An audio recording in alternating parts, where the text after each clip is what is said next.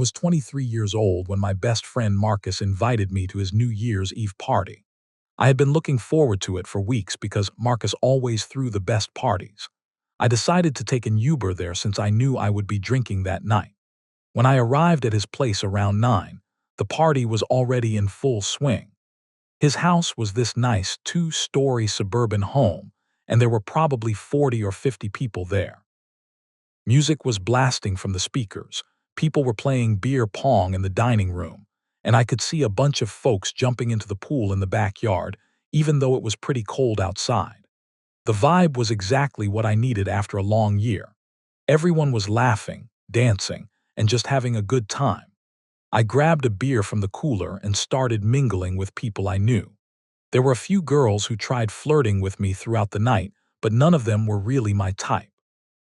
I noticed a lot of people were already making out in corners and hooking up, which was typical for Marcus's parties. I had no idea that this night would turn into an absolute nightmare. The party kept going strong as the night went on. I was having a great time drinking with my friends and catching up with people I had not seen in a while. Around 11, I went to grab another beer, and that was when I first noticed him. There was this bald guy, probably in his late 30s or early 40s, stumbling around near the kitchen. He was clearly hammered, way more drunk than anyone else at the party.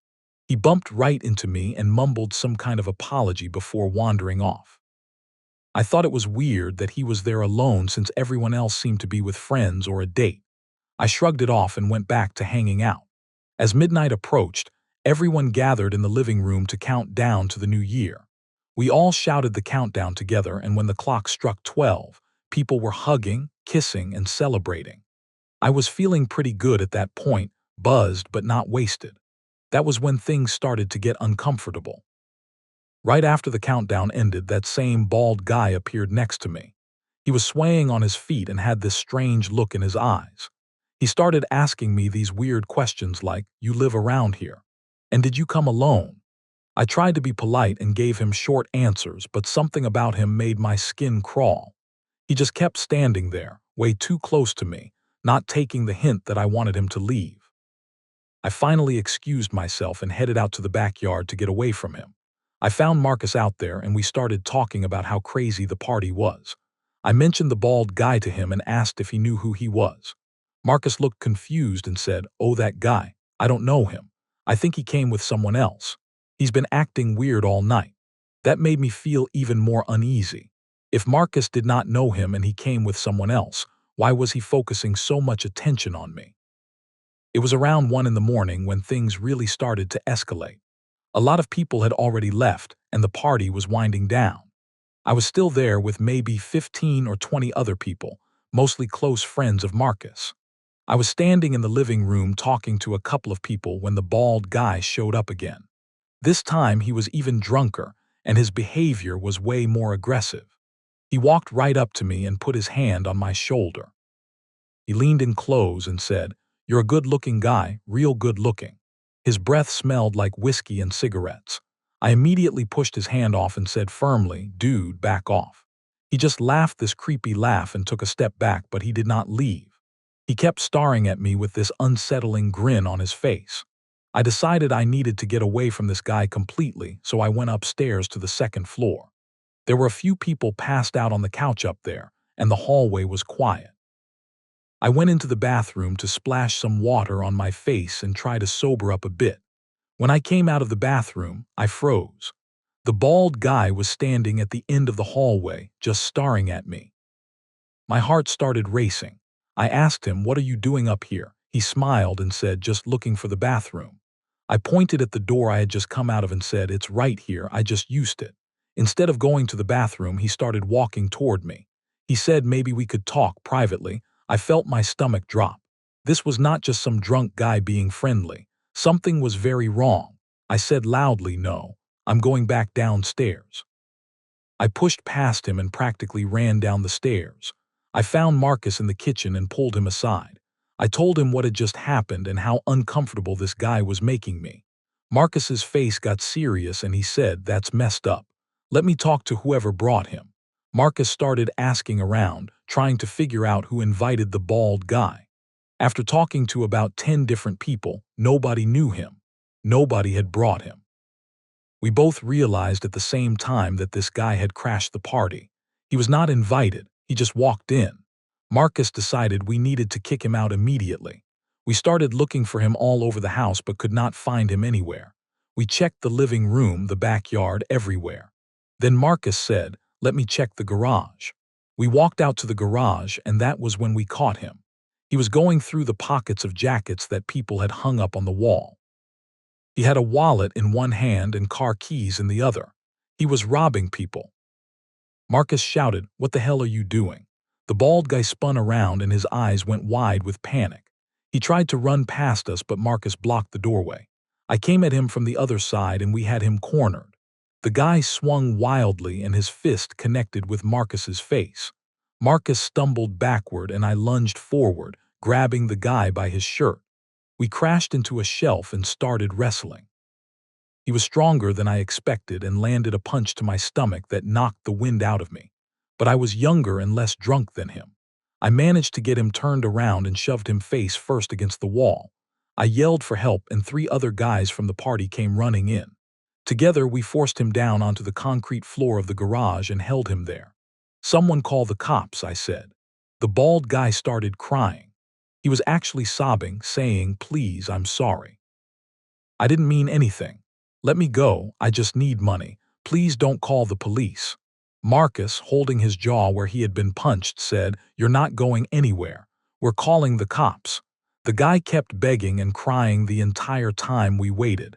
It was pathetic, but I felt zero sympathy for him. The police arrived about 15 minutes later. While we waited, the bald guy kept rambling through his tears. He said he had lost his job 6 months ago and was desperate for money. He said he had been going to parties in the area and stealing from people because they were too drunk to notice. He mentioned that he had been to prison before for theft and was terrified of going back. He kept saying, "I can't go back there, please. I can't do it again." One of the cops was a woman in her 40s who seemed very calm and professional. She asked us what happened and we explained everything. When they searched the guy, they found 3 wallets, 2 sets of car keys, and 4 cell phones in his pockets. None of them were his. The male officer said, "This guy has been doing this all over the county. We've had reports from 5 different parties tonight." The female officer added something that made my blood run cold. She said, "He also has an active restraining order against him from 2 different women for sexual harassment." My stomach twisted. I realized how much danger I had actually been in. This was not just some desperate thief. This was someone with a history of predatory behavior. Marcus and I looked at each other, and I could see he was thinking the same thing I was. We had gotten lucky. They put the bald guy in handcuffs, and he was still crying as they walked him out to the police car. He kept looking back at us, pleading with his eyes, but nobody felt sorry for him anymore. After the cops left with him, the rest of the party cleared out pretty quickly. Nobody was in the mood to celebrate after that. Marcus and I sat in his living room with a couple of other people, drinking water and trying to process what had just happened. Marcus said, "Man, I'm so sorry. I had no idea that guy even came in. I should have been paying more attention."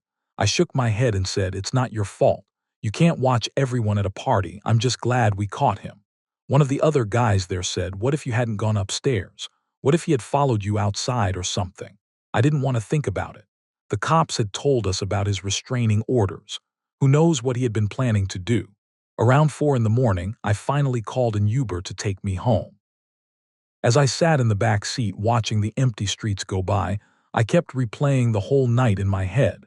The way he had touched my shoulder. The way he had followed me upstairs. The look in his eyes when he said we should talk privately. I felt sick thinking about how much worse it could have been. When I got home, I could not sleep. I just lay in bed staring at the ceiling. I kept thinking about how what was supposed to be a fun night turned into something genuinely terrifying. The next day, Marcus texted me and said the police had called him. They arrested the guy on multiple charges including burglary, assault, and violating his restraining order. Apparently he had hit 3 other parties that same night before coming to Marcus's house. He had stolen over $5,000 worth of stuff. The police also told Marcus that they had been looking for this guy for months. He had a pattern of targeting house parties because people were drunk and distracted. That made me feel a bit better knowing he was finally caught, but it did not change what I had experienced. For weeks after that, I was nervous about going to parties. I found myself constantly looking over my shoulder, watching for anyone who seemed out of place or too interested in me. It took a long time before I felt comfortable in those kinds of social situations again. I learned a huge lesson that night about staying aware of my surroundings, even when I am trying to have fun. You never know who might be watching or what their intentions are. I also learned to trust my gut. From the moment I first saw that guy, something felt off. I should have said something to Marcus right away instead of brushing it off. Now whenever I go to a party, I make sure to stay alert, and I always look out for my friends too. That New Year's Eve taught me that danger can show up anywhere, even at what seems like a safe, fun party with friends. I'm just grateful that Marcus and I were able to stop that guy before he hurt anyone or got away with more stolen property.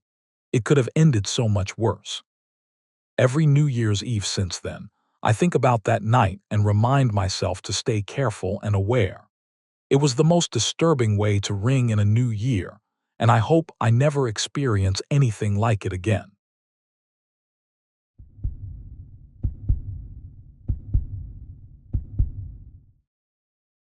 This happened on New Year's Eve 2019. I was driving back home to Austin after wrapping up finals at Texas A&M.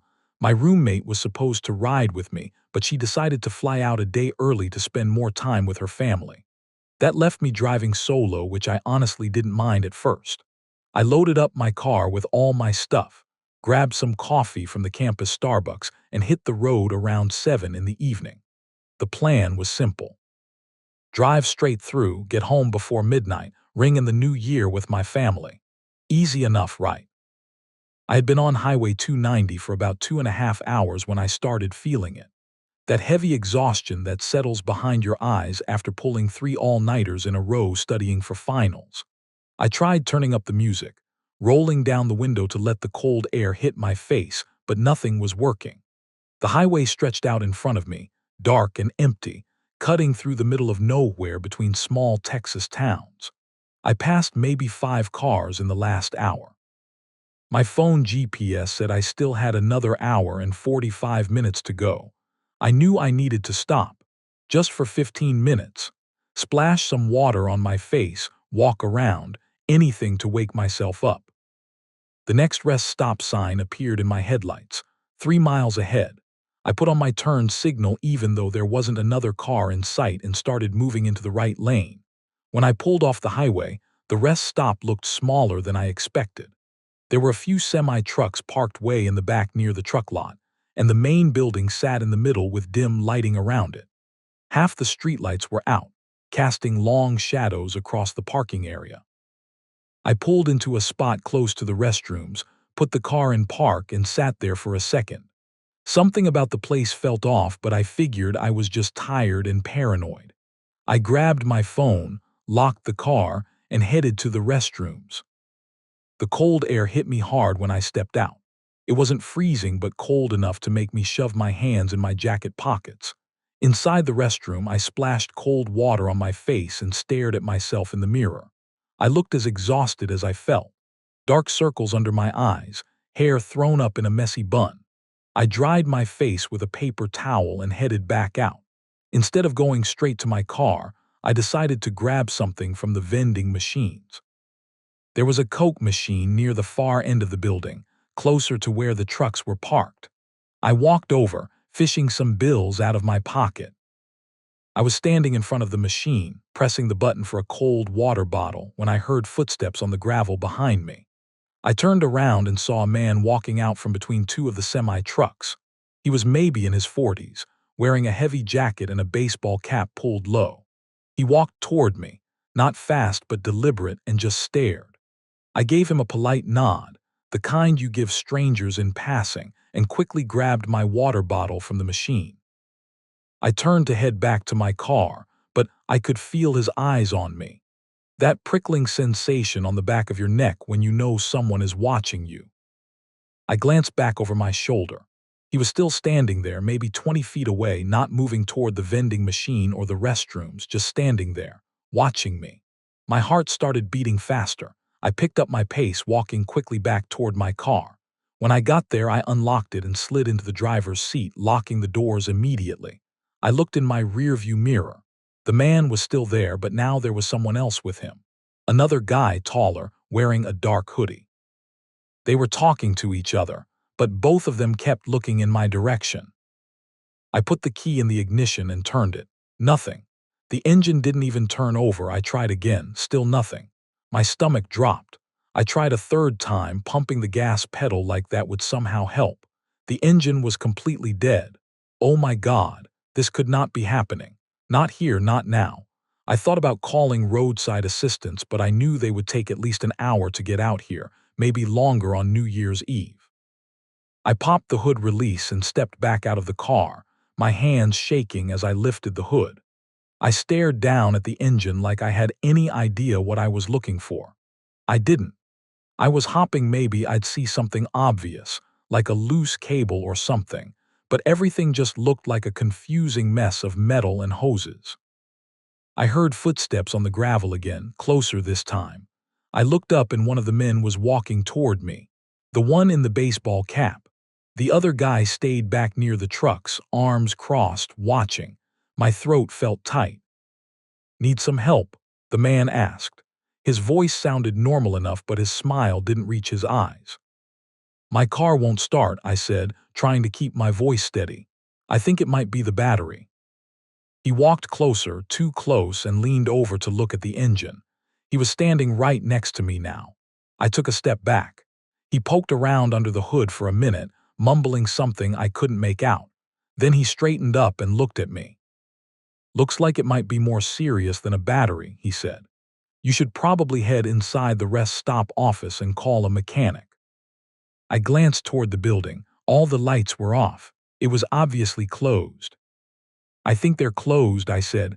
"I'll just call someone." He nodded slowly but didn't move. He just stood there watching me. I turned around and reached into the car to grab my phone from the cup holder. My hands were shaking so bad I almost dropped it.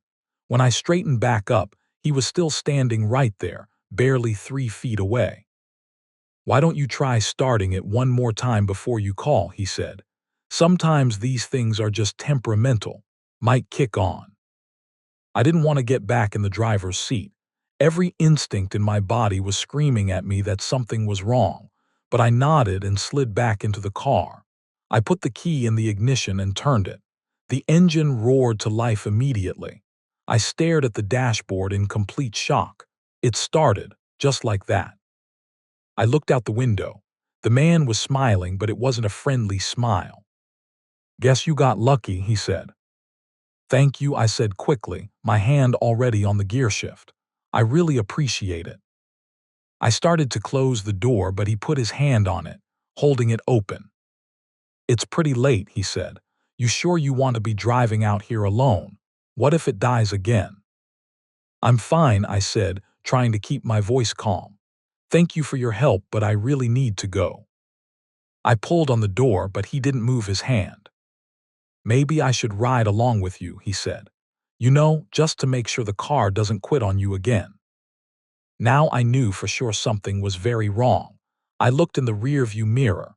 The second man had moved. He was standing directly behind my car now, blocking me in. "I'm fine," I said again, louder this time. "I need to leave. Now." I yanked the door hard and he finally let go, stepping back.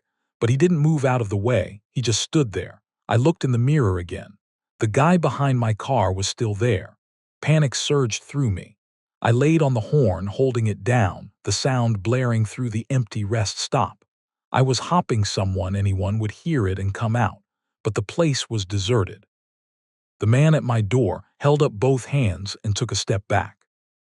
"Hey, relax," he said. "We're just trying to help."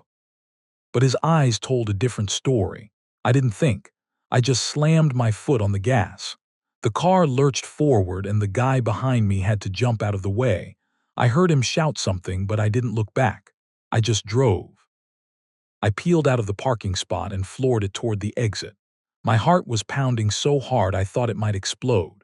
I looked in the rearview mirror and my stomach dropped. Both men were running toward one of the semi-trucks. They were going to follow me. I hit the highway and pushed the gas pedal as far down as it would go. My little sedan wasn't built for speed, but I got it up to 80, then 90 miles per hour. The highway was empty and dark, nothing but my headlights cutting through the blackness. Then I saw headlights behind me. The truck. It was coming fast. I pushed my car harder, my hands gripping the steering wheel so tight my knuckles were white. I needed to call 911. I reached for my phone with one hand, trying to keep the other steady on the wheel.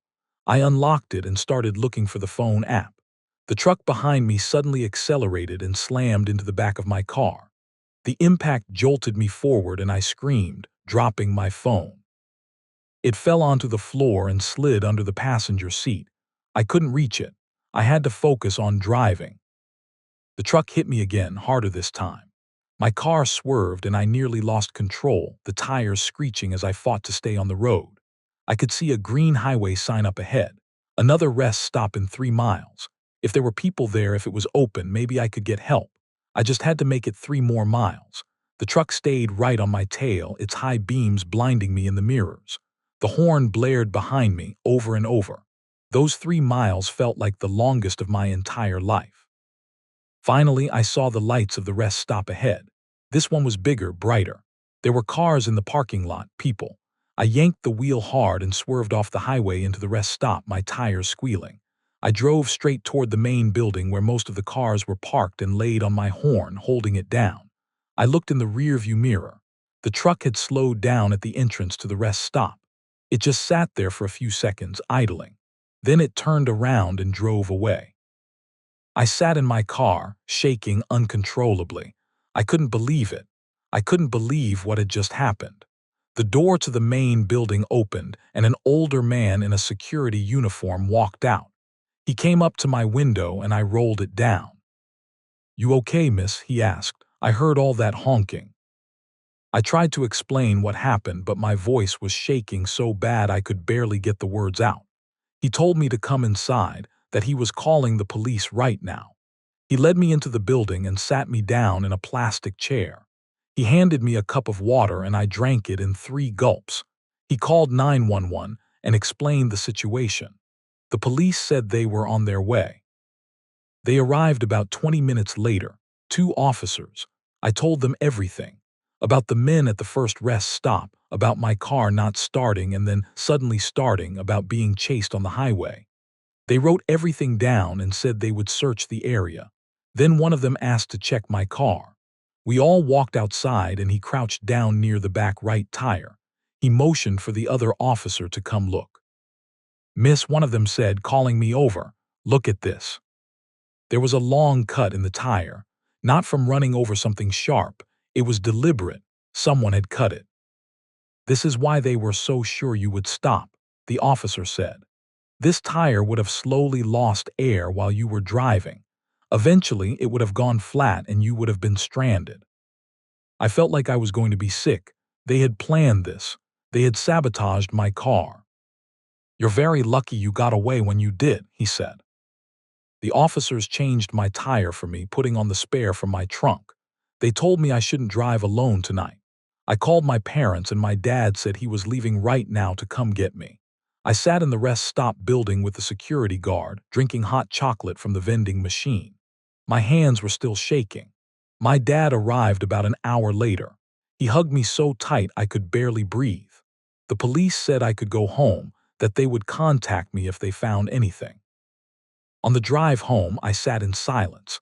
My dad reached over and held my hand. He said I was smart for getting away. We got home at 1 in the morning on New Year's Day. My mom was waiting at the door and she grabbed me into a hug the second I walked in. My little sister had stayed up too. We all sat in the living room together. Nobody mentioned that we had missed the midnight countdown. It didn't matter. All that mattered was that I was home safe. I slept on the couch that night. I didn't want to be alone. My mom sat next to me until I finally fell asleep. The police called a few days later. They said they had found the truck through traffic cameras. They arrested both men. They had prior records for assault and robbery. Hearing that made me feel better, knowing they couldn't do this to anyone else. I never stopped at an empty rest stop again. And I never drove long distances alone at night. But more than anything, I learned to trust my instincts. And I was grateful that I got away.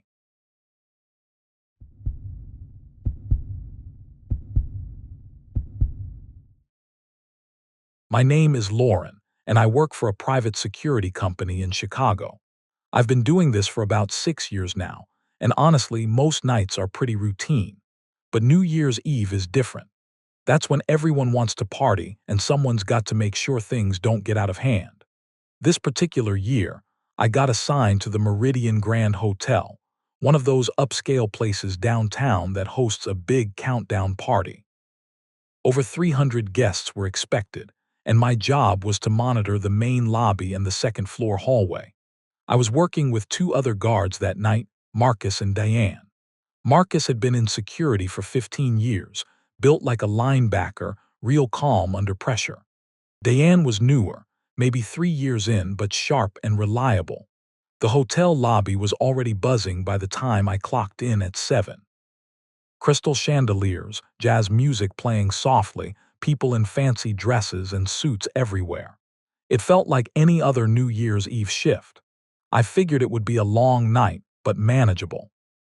Around 9 in the evening, I was standing near the reception area watching guests check in. The lobby was getting crowded, voices mixing with laughter and clinking glasses from the bar across the room. That's when I first noticed her.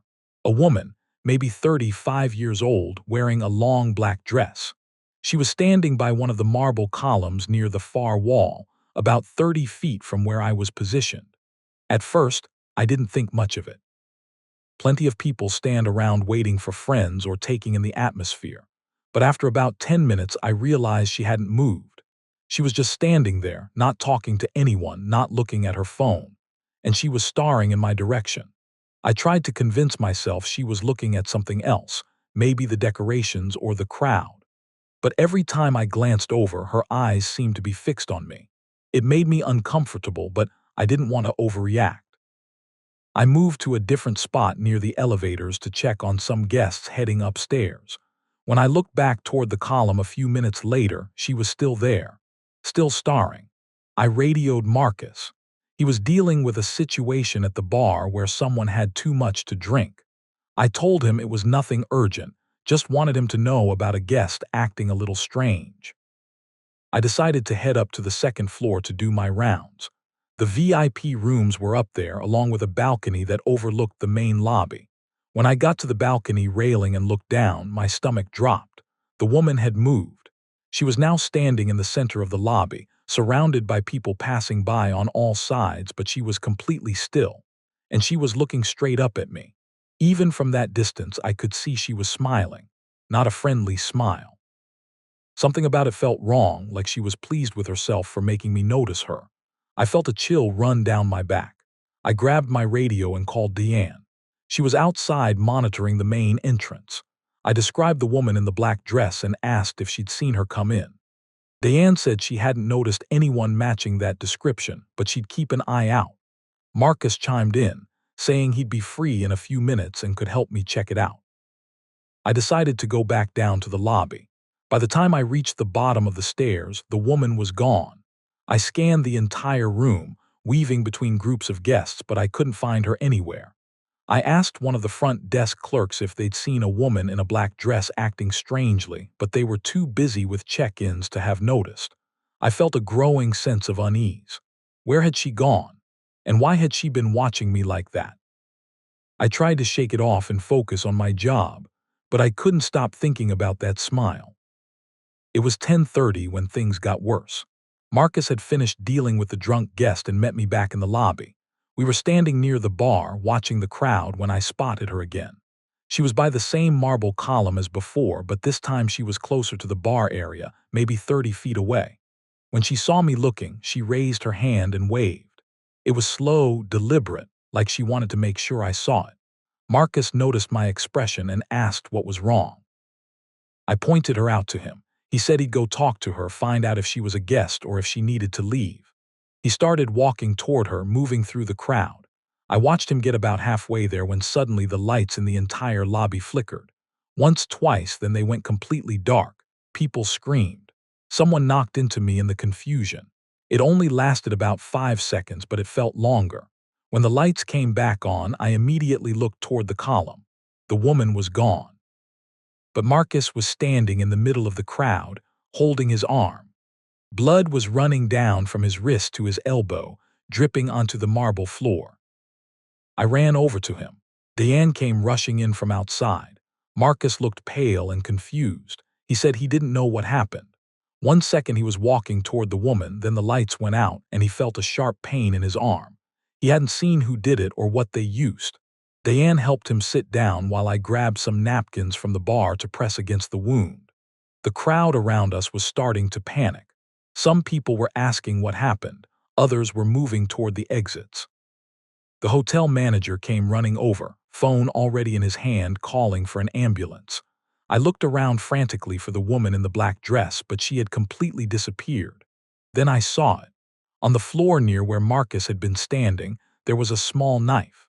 The blade was about 4 inches long and there was blood on it. I called out to the manager and pointed at it. He told everyone to stay back and called the police. The ambulance arrived within 10 minutes. The paramedics took Marcus away. The cut was deep but not life-threatening, they said. He'd need stitches, probably around 20. The police showed up right after and started taking statements. I described the woman in detail. Black dress, long dark hair, pale skin, mid-30s, around 5'6". I told them about how she'd been watching me all night, how she'd moved so quickly when the lights went out. One of the officers checked the security camera footage, but something was wrong with the recording. From 11 o'clock onward, the footage was just static and noise. The officer said it looked like someone had tampered with the system.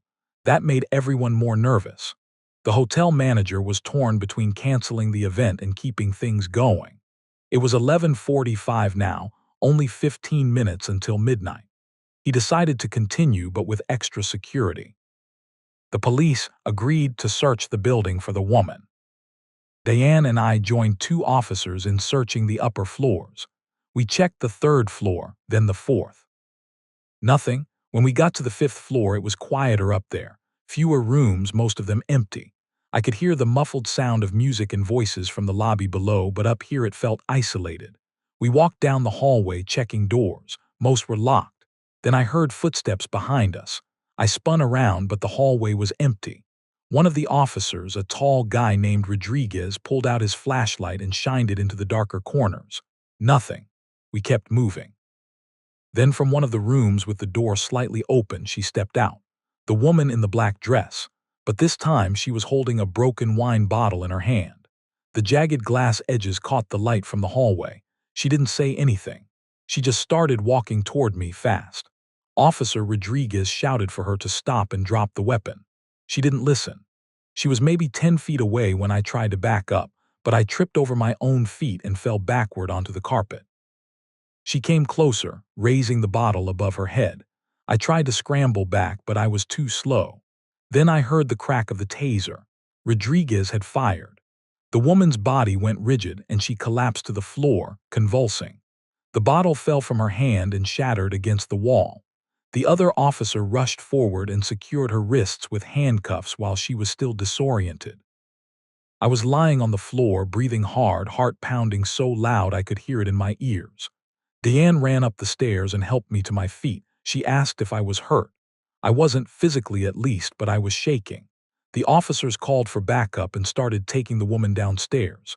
Even as they walked her out, she was smiling. That same unsettling smile. It made my skin crawl. We could hear the countdown starting in the lobby below. 10, 9, 8. By the time we got down there, people were shouting Happy New Year and confetti was falling from the ceiling. But I didn't feel like celebrating. I just wanted to go home. The hotel manager let Diane and me leave early after we gave our statements to the police. I drove home in silence, hands still trembling on the steering wheel. When I got to my apartment, I couldn't sleep. Every time I closed my eyes, I saw that woman's face, that smile. The next morning, Marcus called me from the hospital. He said he was doing okay, just sore and tired. They'd stitched him up, 22 stitches total. He thanked me for staying alert and keeping everyone as safe as I could. I asked about Diane, and he said she was fine but pretty shaken up too. We all were. A week later, I got called down to the police station to provide some additional information. The detective in charge told me the woman's name was Rebecca Walsh. She was 40 years old and had a history of severe mental illness. She'd stopped taking her medication 3 months earlier. Rebecca had snuck into the hotel without checking in, then tampered with the electrical system to cause the blackout. During the interrogation, she admitted she'd targeted me because I reminded her of someone who had hurt her sister years ago. But when they investigated, they couldn't find any evidence that her sister had ever been hurt by anyone matching my description. It was all in her head. Rebecca was charged with assault, trespassing, and several other crimes. For the next 2 weeks, I took time off work. The security company set me up with a counselor to help me process what happened. At first, I kept replaying everything in my mind, wondering if I could have done something differently. Should I have confronted her earlier? Should I have insisted the police be called the first time I saw her acting strange? But the counselor helped me see that I had done the right thing. I'd stayed alert, I'd reported what I saw, and I'd kept myself and others as safe as possible under the circumstances. Marcus recovered fully and was ready to come back to work. Diane, too. We met up at a coffee shop one afternoon to talk about everything. Marcus said the experience taught him never to underestimate warning signs, no matter how small they seem. Diane said she'd always trust her teammates' instincts from now on. I told them I still felt guilty for not acting more decisively at the start, but I was also proud that we'd protected everyone as best we could. I realized that security work isn't just about stopping crimes after they happen. It's about recognizing danger early and working together to handle it. Eventually, I decided to go back to work. I knew that night had changed me. I was more cautious now, more aware of the little details that seem off. But I was also stronger. I understood that even during celebrations, even when everyone around you is having fun, danger can come from the most unexpected places. And it's my job to be ready for it. That New Year's Eve taught me that trusting your gut isn't paranoia. It's survival. And sometimes, the scariest people are the ones who look completely normal until they don't.